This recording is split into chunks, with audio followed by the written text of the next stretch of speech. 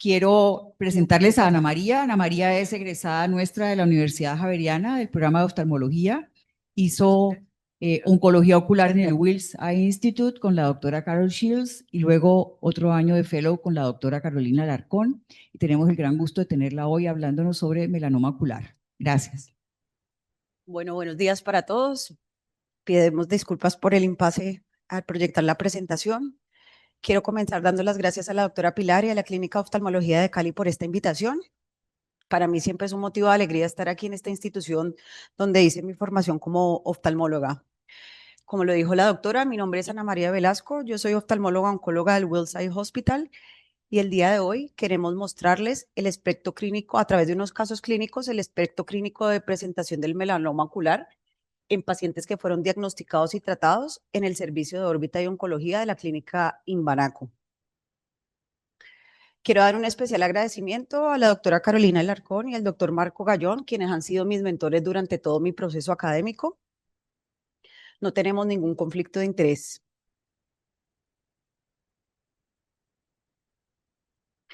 El melanoma en general afecta principalmente la piel en un 91% de los casos. Se ha estimado que el compromiso ocular oscila entre el 5 al 7%, pudiendo comprometer diferentes estructuras a nivel del globo ocular, dentro de ellas principalmente el tracto uveal, la conjuntiva y menos frecuente los párpados y la órbita. A pesar de que ha sido considerado un tumor raro, para nosotros en nuestra práctica clínica en oftalmología oncológica no es tan infrecuente, ya que el melanoma coroideo es el tumor primario intraocular más común en los adultos y dentro de las lesiones que afectan la superficie ocular, las lesiones melanocíticas son la segunda causa de consulta en oftalmología oncológica, siendo el melanoma conjuntival el responsable de aproximadamente el 12% de los casos. Entrando ya en detalle para hablar cada uno, digamos, de las estructuras que pueden estar involucradas por el melanoma, comenzaremos entonces con el melanoma del tracto uveal. Se ha estimado que su prevalencia en Estados Unidos es más o menos de 5.1 casos por millón de habitantes. En Europa alrededor de 7 casos por millón de habitantes. En hispanos o latinos no tenemos una base de data, digamos, todavía establecida, pero lo que sí se conoce es que en pacientes asiáticos y africanos es mucho menor la prevalencia. Dentro del tracto uveal, lo más común es que se afecta la coroides aproximadamente en un 90 a un 95% de los casos, seguido del cuerpo ciliar, que puede afectarse en un 3 a un 7% de los casos, y en menor proporción, en un menos del 3%, hay compromiso del iris. Dentro de los principales factores de riesgo que encontramos para desarrollo de un melanoma de coroides está principalmente la edad mayor o igual a 60 años, un color de piel clara, pelo rubio y color de ojos azules. Clínicamente, entonces el melanoma se presenta como una lesión subretinal que se ubica por lo general en la periferia retinal, tiene una configuración en domo o en champiñón, suele estar con líquido subretinal y pigmento naranja. Digamos que en etapas iniciales puede ser asintomático, pero a medida que el tumor va creciendo, los pacientes pueden manifestar miodesopsias, fotopsias y cuando hay compromiso del área macular, disminución de la agudeza visual. El diagnóstico es clínico y con la ayuda a través de estudios oftalmológicos multimodales, dentro de ellos la ecografía, la angiografía y el OCT. En cuanto a la clasificación, el tamaño es muy importante al momento del diagnóstico. Sabemos que los melanomas de pequeños tamaños son los comprendidos entre 0 y 3 milímetros, los medianos entre 3.1 milímetros a 8 y los grandes, aquellos tumores que tienen un espesor mayor de 8 milímetros.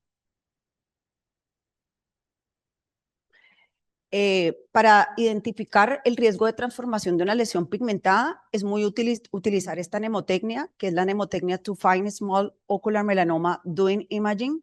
Dentro de estas, digamos que 4 o más factores positivos nos deben hacer sospechar que estamos frente a la presencia de un melanoma coroideo. El espesor, sin lugar a dudas, es uno de los factores, digamos, determinantes en el momento del diagnóstico. A medida que aumenta en espesor, digamos, por cada milímetro que aumenta en espesor un melanoma, sabemos que el riesgo de metástasis es de un 5% a los 10 años. Todos aquellos melanomas que miden más de 10 milímetros en espesor llegan a tener hasta una mortalidad incluso superior al 50% a los 10 años de su presentación. En esta imagen me gustaría que de pronto alguno de los residentes que está rotando por oncología o que ya pasaron por aquí, que nos ayudaran a describir qué hallazgos importantes se encuentran en esta fotografía. De pronto, Paula.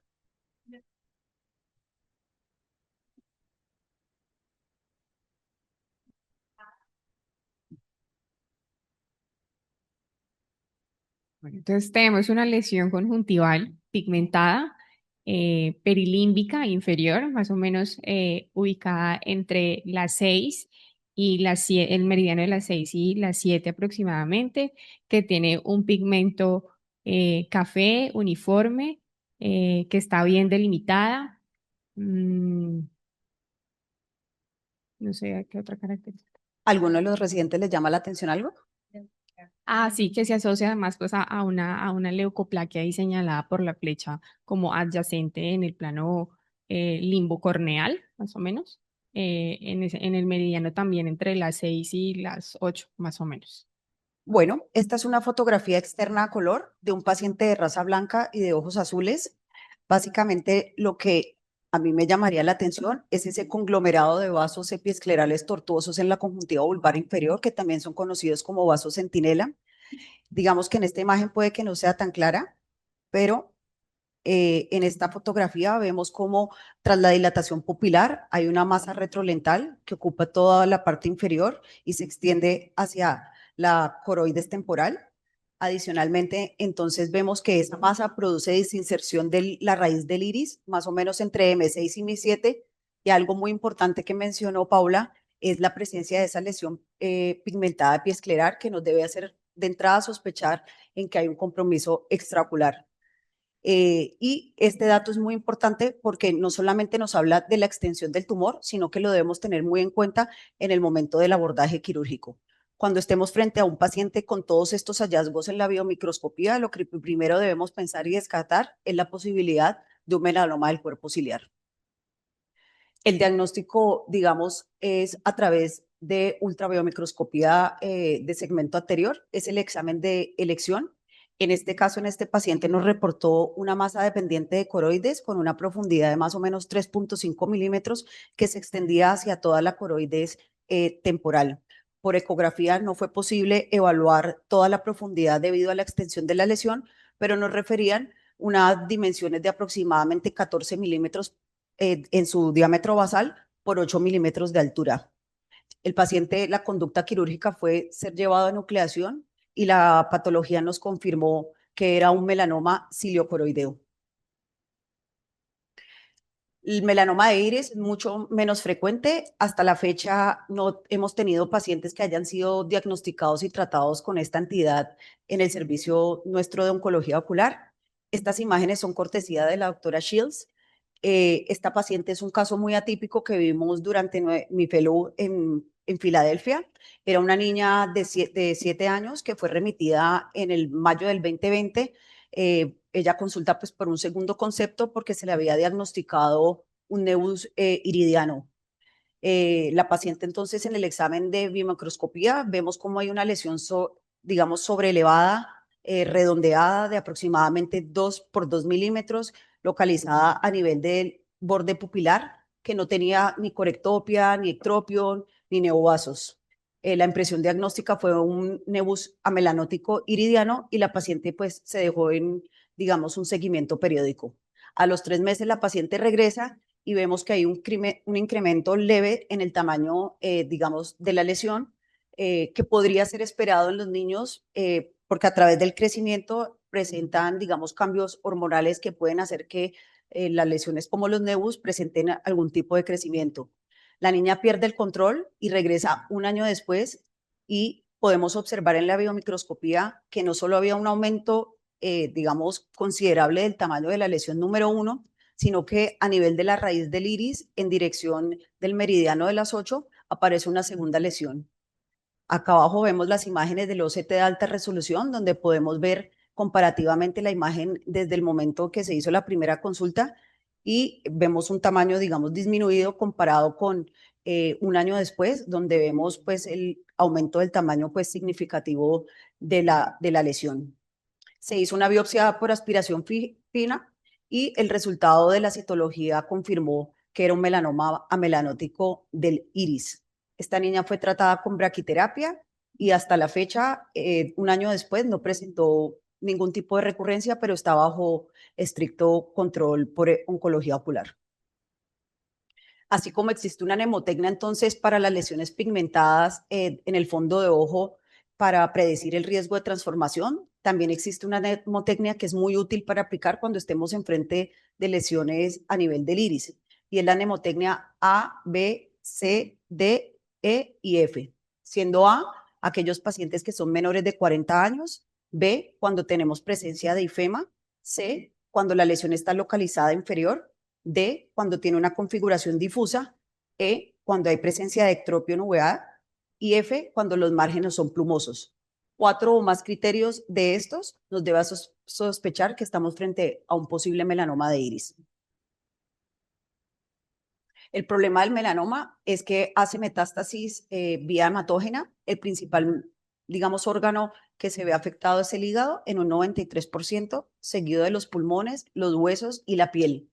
Hasta el momento no hay tratamiento definitivo o curativo para los pacientes que presentan metástasis por un melanoma del tracto uveal, y la mayoría de estos pacientes fallecen. Este, por ejemplo, fue un paciente que diagnosticamos con un melanoma del cuerpo ciliar. A los 6 meses de hacer un screening con un TAC abdominal, nos reportan que hay presencia de 7 nódulos hepáticos metastásicos y el paciente fallece a los 4 meses después de este diagnóstico.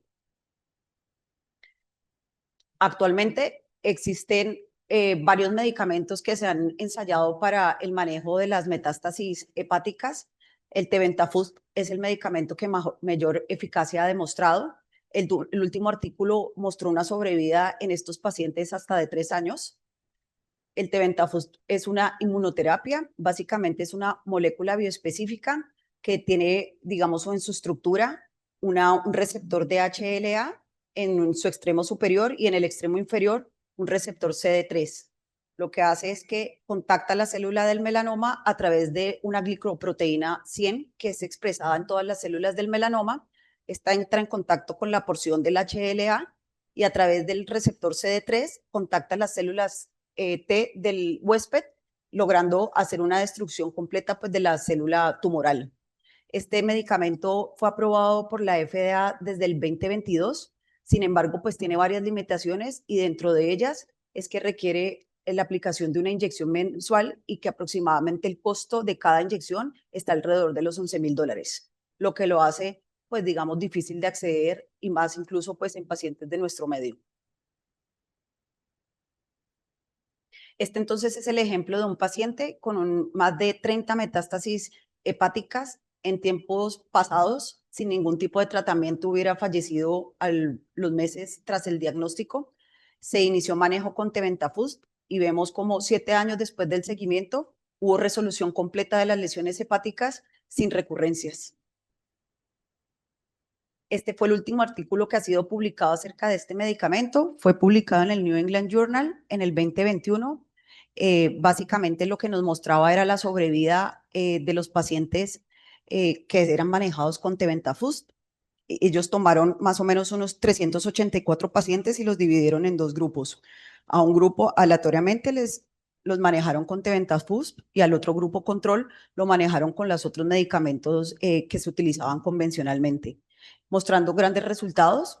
Esta tabla entonces lo que nos muestra es que a los 12 meses de estar recibiendo el tratamiento, los pacientes que recibieron tebentafusp presentaron, digamos, una sobrevida del 73% comparado con 59% el grupo control, y a los 2 años la sobrevida fue del 43 al 18% contra el 18%, lo que significa pues que realmente es un medicamento muy eficaz. Sin embargo, pues, ¿cuáles son las limitaciones? Como les mencionaba, requiere una aplicación semanal. Inicialmente el paciente presenta una descarga inmune muy importante porque todos los melanocitos del cuerpo se inflaman y esto se traduce pues en una dermatitis que puede ser incluso severa, aunque responden muy bien al tratamiento tópico.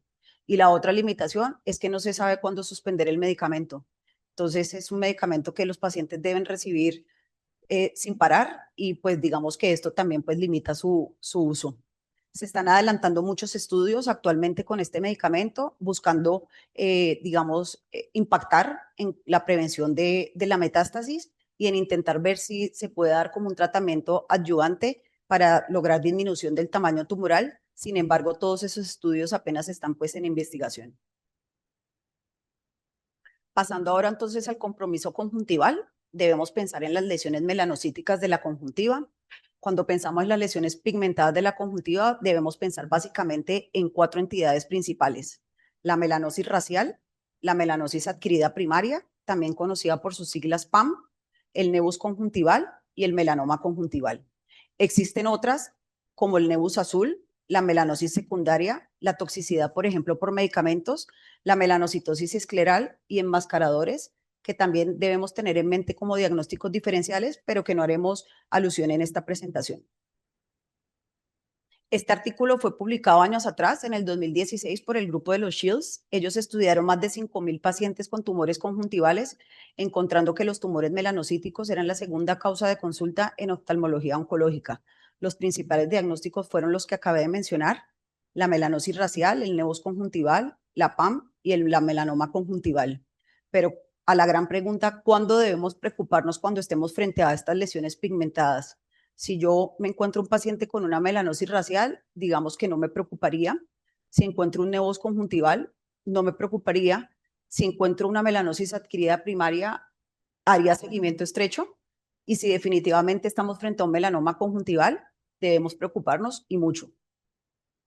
Vamos entonces a dar unas características generales de estas lesiones para que las tengamos en cuenta.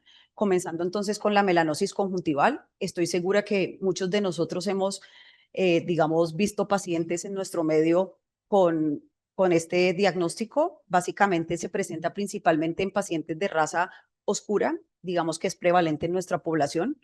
Se consiste en un pigmento perilimbar que se caracteriza porque es bilateral y es simétrico. El patrón de presentación es en empedrado y tiene pliegos conjuntivales. Usualmente estos pacientes no requieren ningún tratamiento quirúrgico, pero sí los observamos en el tiempo. Los nevus conjuntivales también son muy comunes. Este es un clásico ejemplo pues, de un nevus conjuntival gigante. Gigante porque su diámetro basal es mayor de 10 milímetros y porque ocupa todo un cuadrante de la conjuntiva vulvar. Digamos que las características clínicas de esta lesión para describirlas sería una lesión conjuntival pigmentada que tiene pigmento ligeramente heterogéneo, pero lo característico de los nevus es la presencia de los quistes intralesionales. Como este nevus ya era gigante, dimos indicación de resección quirúrgica, se llevó bajo técnica no-touch y se hizo reconstrucción con membrana amniótica y la patología nos conformó un nevus conjuntival sin atipia. En los niños no es infrecuente ver nevus conjuntivales. Esta fue una niña de 3 años que fue remitida para concepto por esta lesión pigmentada. Digamos que inicialmente cuando observamos a los niños, de entrada generalmente no damos indicación de llevar a resección quirúrgica, pero si durante el proceso de observación notamos que hay crecimiento o cambio de heterogeneidad del pigmento, digamos que estos son criterios muy importantes para tener en cuenta y para llevar a resección. Esta niña fue llevada a una resección quirúrgica amplia, con la gran sorpresa de que el reporte de la patología nos confirmó que era un nevus con atipia severa, grado 3. Esto le confiere un mayor riesgo de desarrollo de recurrencias y de posible melanoma conjuntival. Por lo tanto, esta niña desde sus 3 años prácticamente debe estar en seguimiento de por vida por nuestra especialidad. La melanosis adquirida primaria también son lesiones que son relativamente comunes. Se caracterizan porque son parches de pigmento sectorizados. Cuando ocupan más o menos 1 hora del reloj, podríamos observar. Sin embargo, cuando hay una extensión mayor, cuando hay mayor compromiso de más de 1 hora del reloj, es mejor llevar a resección quirúrgica porque debemos descartar atipia y la única forma de hacerlo sería con el reporte de patología, ya que esto no lo podemos ver a través del examen rutinario pues, de oftalmología. Este caso entonces era una paciente, como podemos ver, con un pigmento, disperso sobre toda la conjuntiva vulvar temporal. Vemos cómo hay áreas de pigmento organizado, digamos, con nódulos de pigmento mucho más oscuros. Esta heterogeneidad es donde debe hacer sospechar que algo diferente está pasando y por ende, pues la paciente fue llevada a resección quirúrgica con una patología que nos confirmó que era un melanoma conjuntival asociado a una melanosis adquirida primaria con atipia. Este es el caso, pues, típico de un melanoma conjuntival. Esta es una lesión conjuntivo-limbar sobrelevada que tiene un nódulo de pigmento oscuro central y en la periferia hay pigmento disperso desorganizado. Vemos cómo hay vasos nutricios que llegan a la lesión y vasos intralesionales. Cuando estamos frente a una lesión bajo estas características, lo primero que debemos descartar o sospechar es la posibilidad de un melanoma conjuntival. La paciente se llevó a resección quirúrgica amplia con bordes de resección 4 milímetros. Se hizo reconstrucción del lecho conjuntival con membrana amniótica y el reporte de la patología efectivamente nos confirmó un melanoma de conjuntiva con una profundidad de 1.4 milímetros, lo que le confiere un menor riesgo para hacer metástasis. Recordemos que aquellos tumores, aquellos melanomas de conjuntiva que tienen un espesor mayor a 2 milímetros son los que están en mayor riesgo de desarrollar metástasis, principalmente vía linfática. Por eso es que es imprescindible en el momento del examen de oftalmología realizar palpación de los, digamos, adenopatías, principalmente preauriculares, submandibulares y supraclaviculares, que serían los sitios de predilección para metástasis por el melanoma conjuntival. Cuando estamos en rotación con nuestros residentes, siempre somos muy enfáticas en decirles que la eversión del párpado superior debe ser uno de los pasos que no se pueden obviar en el examen de oftalmología y debe ser algo que debemos hacer estrictamente de rutina. Así como el melanoma de coroides se ubica en la periferia retinal, el melanoma conjuntival suele ubicarse en áreas no expuestas, dentro de ellas los fondos de saco y la conjuntiva tarsal superior. En este caso número 1, entonces vemos una paciente que tiene un pigmento heterogéneo hacia la conjuntiva vulvar a simple vista. Cuando tratamos de hacer la versión del párpado superior, vemos cómo se prolapsa esa gran masa, ese gran nódulo pigmentado que no solamente comprometía el fondo de saco, sino toda la conjuntiva tarsal superior, se extendía hacia la conjuntiva vulvar temporal, hacia el fondo de saco inferior y la conjuntiva tarsal inferior. Y digamos que la patología nos confirmó lo que estábamos sospechando, que es un melanoma conjuntival. Nos llegan casos que no son, digamos, detectados rápidamente. Por ejemplo, el caso número 2 era un paciente que se había diagnosticado con un nebus de carúncula.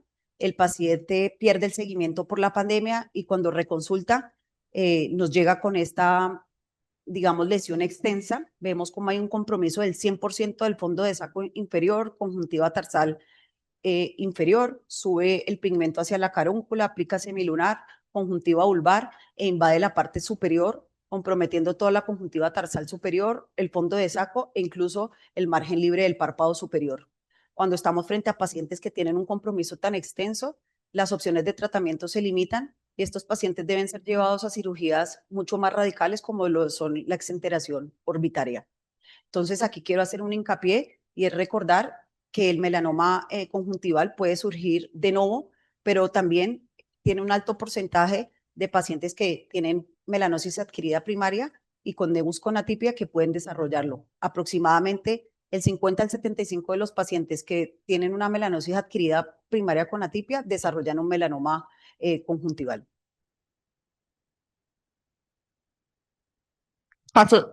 Casos más extremos, como este número 3, donde vemos pues una paciente de 75 años de edad. La paciente consultó ya con una masa exofítica de color oscuro que comprometía toda la parte anterior del globo ocular. Era imposible pues evaluar cualquier estructura, digamos, del ojo. Esta paciente se tomaron estudios complementarios y tenía perforación del globo ocular, por lo cual pues digamos que la conducta fue llevada a una exenteración modificada de la órbita, con una patología que definitivamente nos confirmó un melanoma proveniente de la conjuntiva. Este caso número 4, un caso atípico. El melanoma de conjuntiva en su mayoría también es pigmentado, pero también podemos encontrar lesiones amelanóticas. Esta era una paciente de raza negra, joven, 34 años, que cuando ya nos consulta a nosotros el servicio de oncología, presenta pues esa masa exofítica multilobulada, que comprometía toda la órbita, digamos, y todo el segmento anterior, que no permitía evaluar ninguna estructura. Realizamos una resonancia de órbitas, vemos el corte coronal y el corte axial, donde hay un compromiso extenso, no solamente de la parte anterior del globo ocular, sino también compromiso de los músculos extraoculares. A ver, ya este compromiso, digamos que la conducta a seguir era una exenteración orbitaria y la patología nos confirmó que era un melanoma fusocelular que medía 4 por 2 por 2 centímetros. Esta es la imagen de la paciente 2 años después. Vemos cómo pues, tiene su rehabilitación y su somatoprótesis y hasta el momento después del seguimiento, digamos que no ha habido ningún tipo de recurrencia ni de metástasis. Este caso número 5 también fue un caso bastante impactante. Ella fue una paciente que fue operada extrainstitucionalmente por una lesión no pigmentada a nivel de la carúncula. El reporte confirmó que era un nevus con atipia y la paciente no tuvo ningún seguimiento.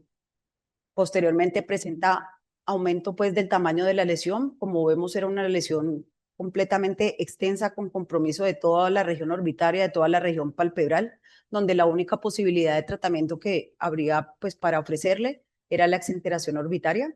Se realizó el procedimiento sin complicaciones y vemos las imágenes de la paciente después de su rehabilitación con su prótesis y hasta la fecha, digamos que no ha mostrado, digamos, ningún tipo de metástasis ni ningún tipo de recurrencia. Este caso número 6, entonces es una paciente que presentaba una lesión exofítica, pigmentada, grande, que era dependiente de carúncula. En ella tomamos diferentes estudios y se descartó compromiso a nivel intraocular, por lo tanto fue llevada a resección quirúrgica, digamos, de superficie con reconstrucción de membrana amniótica. La imagen inferior a mi derecha es 3 meses del posoperatorio, donde vemos pues un proceso cicatricial, pero sin evidencia de nuevas lesiones pigmentadas. Y a los 6 meses después del seguimiento, la paciente regresa al control y en la exploración del examen físico vemos esa gran adenopatía ipsilateral que fue compatible con una metástasis y la paciente fallece a los 4 meses. Pasando ya para abarcar los melanomas menos frecuentes, entonces tendríamos los melanomas que afectan los párpados y los melanomas que afectan la órbita. Definitivamente esos son menos comunes. Este es el caso de una paciente muy joven. Siempre hacemos también mucho énfasis en que debemos hacer un detalle, digamos, ser muy detallistas en cualquier cambio de coloración, de pigmentación a nivel del examen pues, oftalmológico. Como ustedes pueden ver, esto era un cambio muy sutil de pigmento en el borde libre en el tercio interno del párpado superior, pero comprometía el punto lagrimal. Hicimos una biopsia incisional y efectivamente la biopsia reportó que era un melanoma de párpado. Se llevó en conjunto con oculoplástica una resección amplia con márgenes de 4 o 5 milímetros y se hizo reconstrucción en el mismo acto quirúrgico. En la fotografía inferior vemos 6 meses después la evolución de la paciente con una adecuada simetría facial, con un buen cierre palpebral y, lo más importante, sin nuevas lesiones sospechosas. Sin embargo, pues esta paciente debe seguir también en protocolo de seguimiento por lo menos por 10 años. El caso número 2 son casos ya, digamos, un poco más extensos. Esta era una lesión pigmentada, como podemos ver, que afectaba todo el margen palpebral inferior, se extendía hacia la conjuntiva tarsal inferior, carúncula e incluso ascendía un poco hacia el tercio interno del margen palpebral superior. Se llevó a una resección, digamos, local. Se hizo resección en bloque de toda la lesión pigmentada y se hizo reconstrucción de fondos de saco con doble capa de membrana amniótica con una muy buena respuesta. Otros casos más avanzados, digamos que en estos casos desafortunadamente se limita también mucho las opciones de tratamiento. Aquí vemos una señora, una paciente que tenía una lesión pigmentada que ocupaba prácticamente todo el margen palpebral inferior, con extensión hacia la conjuntiva tarsal, con compromiso del punto lagrimal, incluso hasta carúncula. Esta paciente también fue llevada pues a una resección completa, pero pues mucho más amplia, lo que confiere pues digamos mayor grado de comorbilidad, que es lo que no quisiéramos, pues digamos que el pronóstico depende de una detección temprana y asimismo digamos que la aproximación quirúrgica es mucho mejor cuando las lesiones son detectadas de menor tamaño versus lesiones tan extensas como esta. Este caso fue bastante impactante. Este era un paciente pues que nos consultó ya con esta masa gigante multilobulada que ocupaba toda la órbita derecha, que no permitía tampoco evaluar ninguna estructura del segmento anterior. Fue llevada a resección completa y podemos ver la fotografía macroscópica, cómo pues esa lesión tumoral tan extensa que ya había perforado e involucrado todo el globo ocular. Lesiones que a veces son sutiles, que uno pensaría que no son sospechosas, como el caso de este señor, una lesión del párpado superior y de la conjuntiva tarsal amelanótica. Este fue el día 1 de la visita. Vemos cómo esa lesión invadía el tercio interno del margen y del párpado superior, pero en el momento del examen, al explorar los adenopatías, vimos que tenía una gran masa del lado derecho, correspondiente también a una metástasis, y el paciente falleció incluso antes de haber sido sometido pues, a algún tipo de tratamiento. Casos mucho más extremos son aquellos casos ya que nos involucran, se salen del globo ocular y nos involucran ya pues estructuras externas.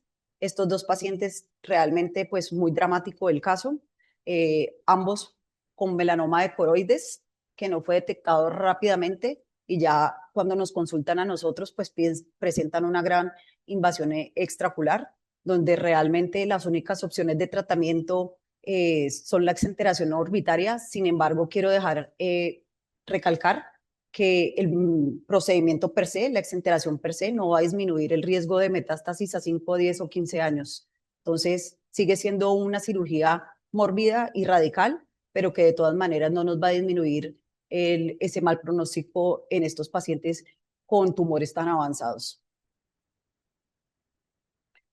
Y ya para, digamos que finalizar, este fue un caso bastante impactante. Pocos casos en la literatura han sido reportados. Recordemos que yo les mencionaba que el melanoma de coroides hace su diseminación a través de vía hematógena, pero este paciente presentaba un melanoma coroideo de gran tamaño. Se propuso llevar a nucleación. Exámenes complementarios descartaron cualquier compromiso extraocular. De hecho, no referían que hubiera compromiso del nervio óptico. Se propuso llevar a nucleación y durante, digamos, la sección del nervio óptico podemos ver que el melanoma ya había invadido a través de la lámina cribosa y había invadido completamente, pues digamos, toda la parte posterior retrovulvar del nervio óptico. Es un caso completamente, pues, atípico. Estas fotografías son la correlación histopatológica, son cortesía del doctor Moreno, patólogo de la clínica en Banaco. La fotografía macro vemos pues como toda la cavidad posterior está totalmente llena del melanoma coroideo pigmentado, y la fotografía micro es muy bonita porque nos permite ver de dónde proviene, de la coroides, pero nos permite también ver histológicamente toda la invasión a través pues del nervio óptico. Esto le confiere muy mal pronóstico al paciente y realmente el periodo de sobrevida en pacientes que presentan este tipo de invasión a través del nervio óptico es muy mala. Entonces, como mensajes generales, definitivamente desde la oftalmología podemos cambiar y salvar muchas vidas. Nosotros en oftalmología oncológica estamos constantemente, digamos, enfrentados a pacientes que tienen tumores que pueden amenazar la vida. A pesar de que el melanoma es considerado un tumor relativamente raro, es un tumor que requiere mucho respeto. Muchísimas gracias.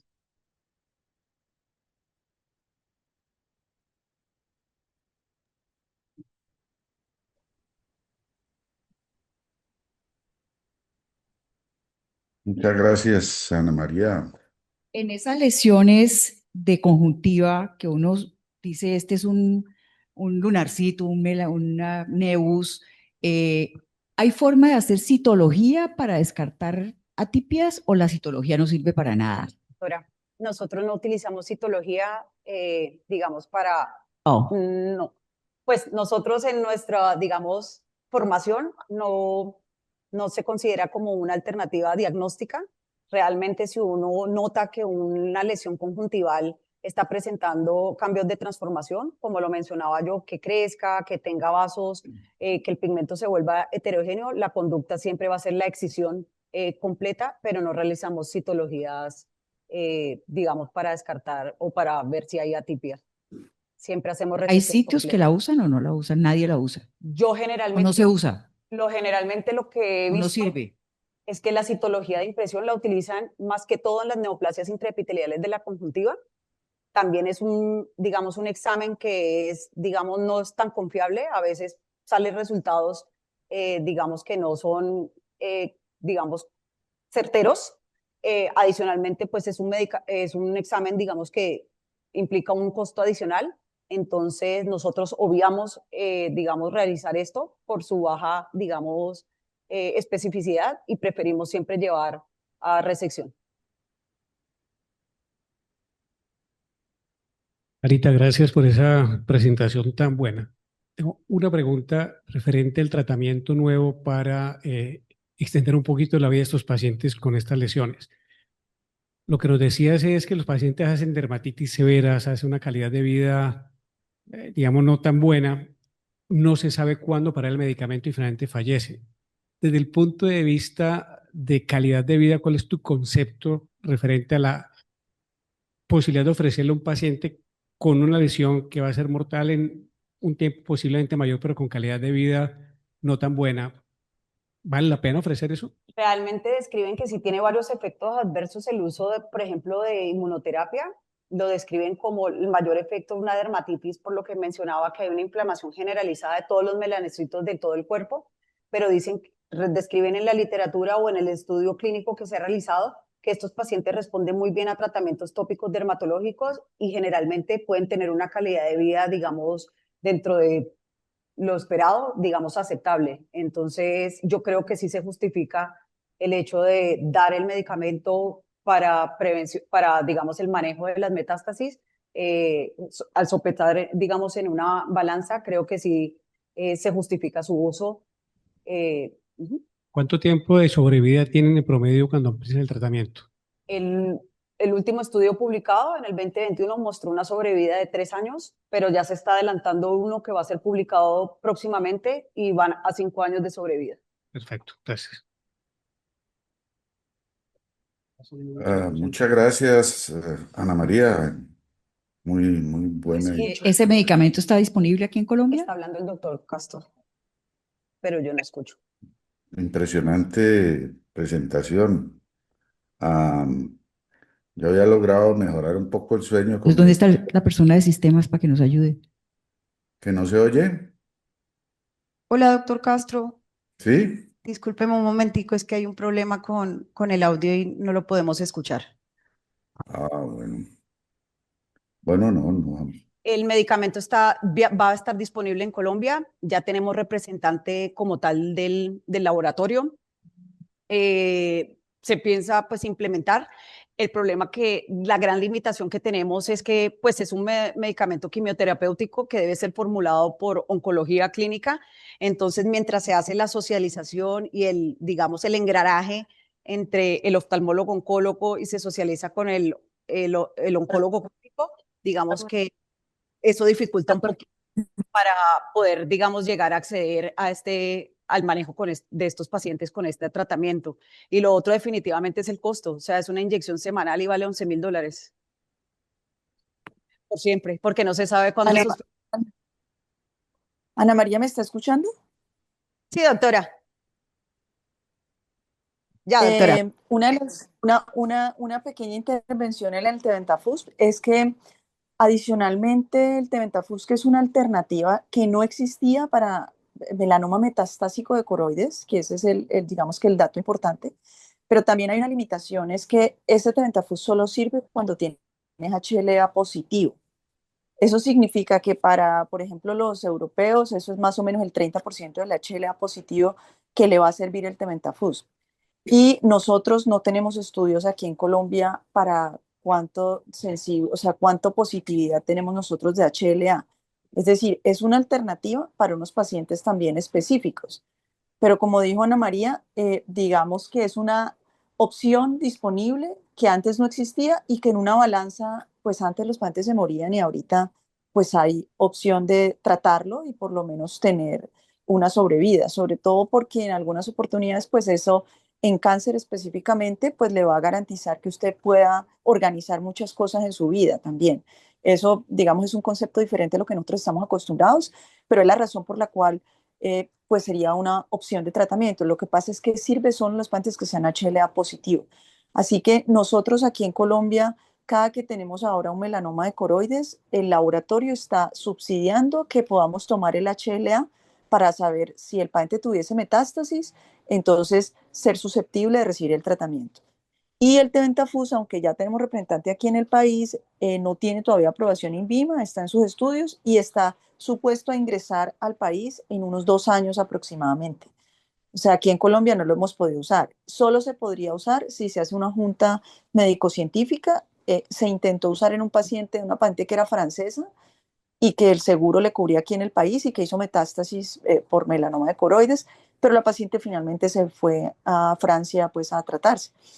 Entonces era la única opción disponible para que pudieran usar por primera vez el Tentafus aquí en Colombia.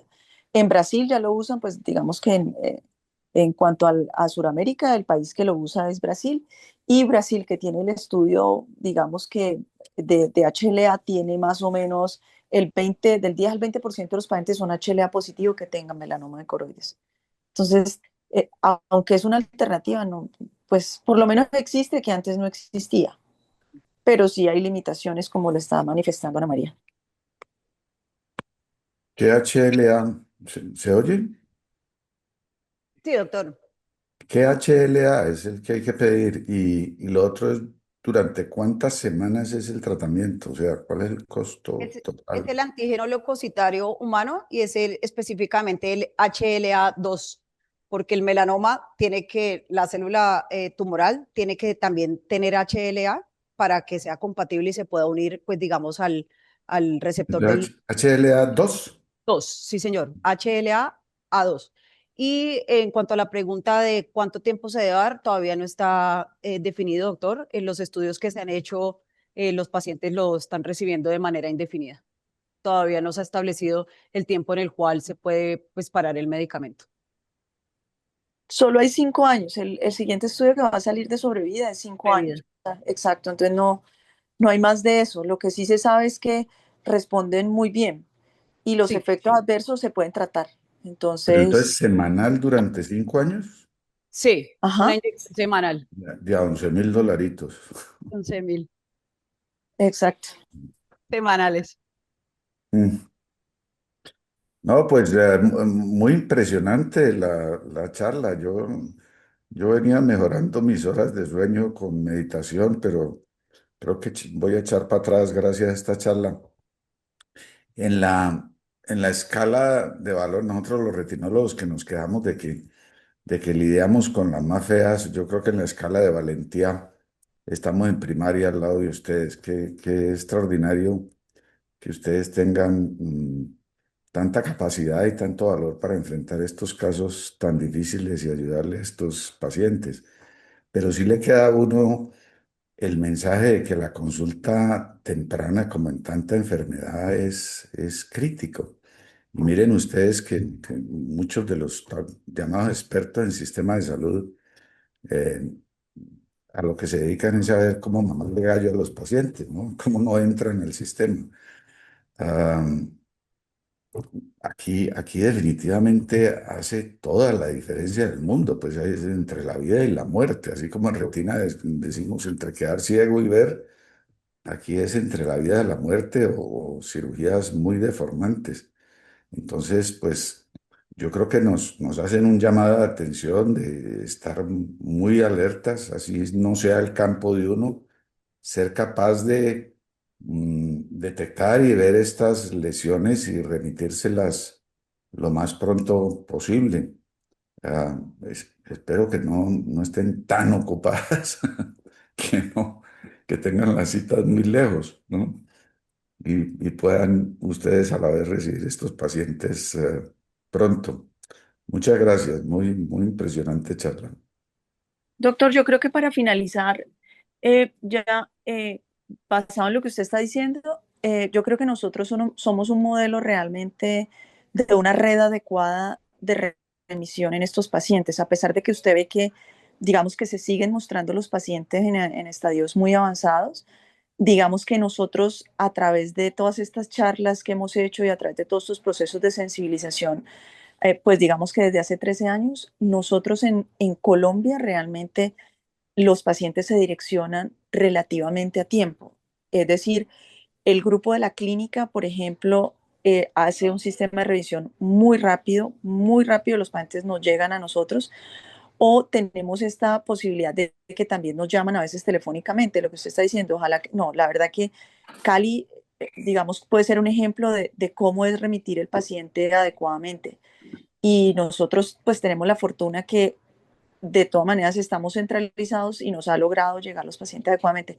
Nuestras citas realmente para el post están a 5 semanas, pero pues cada semana vemos 5, 6 o 7 pacientes extras fuera de eso cuando se sabe que es una prioridad y ya se está sensibilizado que es un melanoma, que es un retino, que es un paciente con un tumor orbitario avanzado y digamos que se logran ver.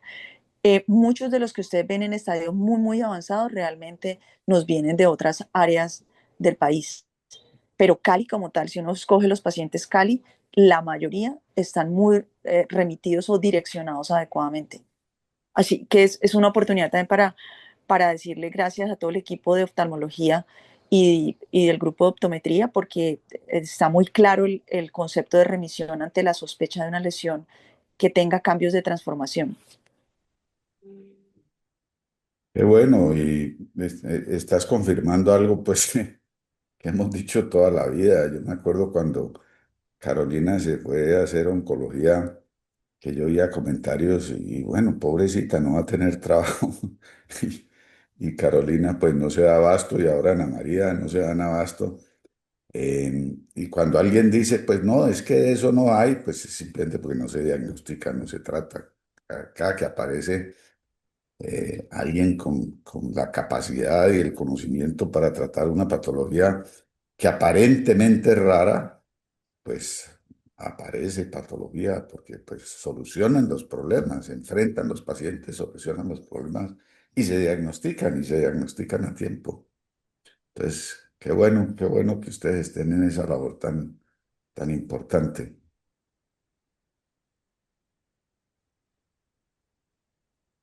Bueno, muy bien, muchas gracias entonces a todos por su atención. Si no tenemos más preguntas, entonces damos por finalizada nuestra revisión.